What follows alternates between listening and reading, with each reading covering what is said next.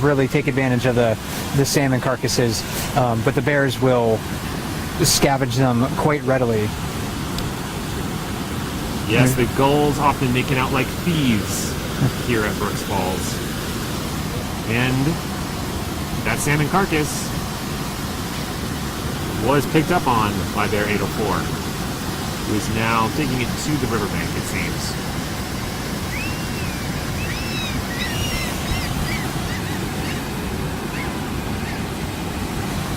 A lot of bears will eat right where they catch their fish. Some of them like to have a little more privacy. Maybe they're concerned about other bears stealing their fish. Which does happen from time to time. And overall this evening, actually, we're looking at a group of bears that is kind of generally younger than what we saw last night. I think a lot of the really big dominant bears that we were watching last evening have caught a lot of fish today, so they're in different areas. But now that I'm saying that, we had a bear come down into the far pool, and this is number 856, probably the most dominant bear on the river, so he might cause bears to kind of shuffle their positions depending on where he goes. 856 can certainly clear a room. When he shows up, other bears, without even thinking twice, seemingly will just look back and hightail it. And he has the scars to really prove that he's one of the most dominant bears. It seems he earned that status. He has quite a few wounds currently. He recently got in a altercation with Bear 747 that was caught on the bear cams and posted on Katmai National Park social media channels. People can check that out at Twitter, on Twitter at Katmai NPS, and on Facebook at Katmai National Park and Preserve. And 856, very, very large. It's really hard to tell the size of these bears when they're in the water. That far pool, he's probably standing in, a foot and a half of water right there, or squatting in a foot and a half of water. And the waterfall there is at least, 5.5 feet tall, I estimate. Been over there a couple times. This area that we're looking at in the immediate vicinity of the falls is closed to people. So no one can come really within 100 yards of the falls right now. But early in the season, like the beginning of June, when there's not a lot of bears around, I will kind of creep around the waterfall to check out some of their haunts. And he's a very large bear standing next to the waterfall, so it's sometimes very difficult to just judge their size. This is a very tall waterfall. It is sort of dwarfed oftentimes by these large bears, but it is large. As you were saying, before June 15th, before it closes to foot traffic, if you want to frame it as that, I've been swimming in this waterfall, and it is very deep there, particularly even in the jacuzzi up front here. And there are very large boulders that were well past my knees.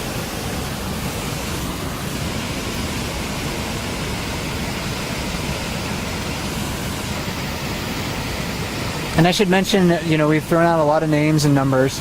If you're just tuning into the bear cams and maybe you're sort of new to this phenomenon, there's a book that you can download off of Katmai's website. And you can find the link for that on explore.org. Just scroll down below the brown bear cam pages and you'll find a link for the Brown Bears of Brooks River ebook. And that's a great handy identification guide to the bears that we have here. It goes through the bears as individuals, some of the more prominent bears on the Brooks River, giving a little bit about their life history, photographs of them at various points in the year, because they do change somewhat significantly. And I was just noticing to our right over here, walking along the bank, is maybe the smallest bear that I see within my line of sight right now. And I'm not sure if this one's really going to come into our view. It's sort of hovering on the fringes. Very typical behavior of a young bear. This one's maybe 4.5 years old or so, estimated to be. We don't exactly know.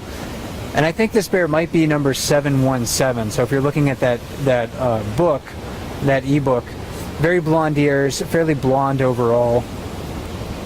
And that's, again, a bear that can't really compete for those fishing spots up at Brooks Falls. So you see these smaller, younger bears really hovering on the fringes, and that's a legitimate fishing style for them. They're just waiting for scraps to drift downriver. Maybe they're going to charge into the water chasing fish. But fishing is a learned skill. The bears really do have adaptations and instincts that allow them, in the tools, of course, like big claws and teeth, that allow them to catch these salmon, but they have to learn how to do it. And that bear in particular, 717, has been sort of hanging around the periphery all evening.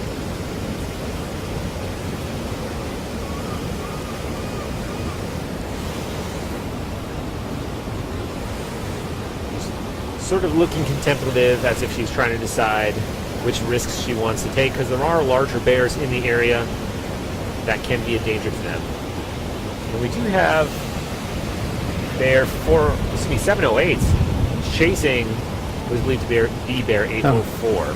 Oh, actually, I think she was reacting to 634 here on the island. There we go. Yeah, I just saw him out of my corner of my eye. You know, we saw 708 sort of running towards 804, but then 634 was walking onto the island where 708 had been. So there was an example of a chain reaction sort of effect. Often these bears will get set up like dominoes. One will run, and others will fall in sequence. And we've been seeing some bears paying a little bit of attention to 708. So maybe we know that she's copulated with bears so far this spring, but female bears will go through maybe several estrus cycles during the mating season. And we're at the tail end of that right now. And I'm not really sure if 634 there has caught wind of 708 and thinks that she might be receptive to mating in the near future. But sort of him following her slowly like that indicates that maybe he is a bit amorous in his pursuits. As you and I were discussing this morning, Mike, males can smell when other females are in estrus, and they're ready to mate, that is. They can smell it, and they will pursue them. They will follow them. Occasionally it can turn into a full-blown chase. You can see the waterfall looks almost a little empty in a sense. In comparison to how it has been in recent days, absolutely. And there's a lot of fish jumping in the water, more than I have seen, I think, so far this year.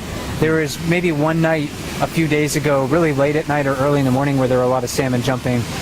But I personally haven't been able to see this many fish leaping.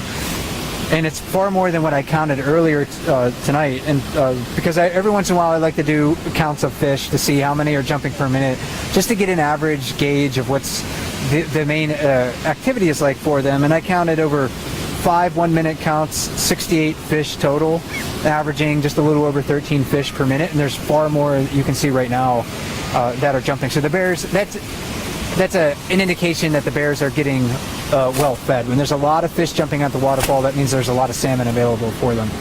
Yeah, and Crystal Bay's sockeye run continues. It's ramping up more and more by the day.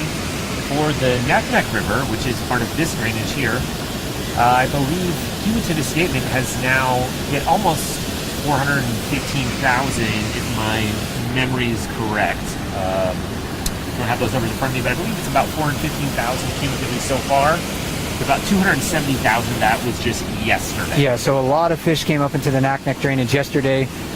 We'll get about 20% of those, the salmon jumping at the waterfall. But down below, there's a lot of gray spots that are slowly moving. And this is going to be an evening where if you haven't had a lot of salmon dinners so far, if you're a brown bear or a gull around here, or a raven or a magpie, this is probably going to be an evening where you're going to get your fill very easily. And 409 on the lip now is certainly getting there. And it's worth noting, we talked about the large salmon escapement from yesterday. These sockeye salmon, the ones you see, oh, the fish just made it. There we go. At least 3 sockeye have made successful jumps in the past 10 seconds. Those fish can travel about 30 miles a day. So if they are entering the Naknek River from Bristol Bay, they could be here in about 2 days. Yeah, just a lot of fish in the water. I don't know if we can pan down and really see that as well into the water as our eyes. But there's quite a few fish in there. Sometimes the fish can stack against the falls so thickly, it's almost like a bird could walk on the fish. And in those moments, I could even walk into the water and catch fish with my bare hands. I mean, there's so many in there. And I'm assuming that wasn't a pun. Bare hands. Actually, it wasn't intentional, but Let's go with it. We can go with it.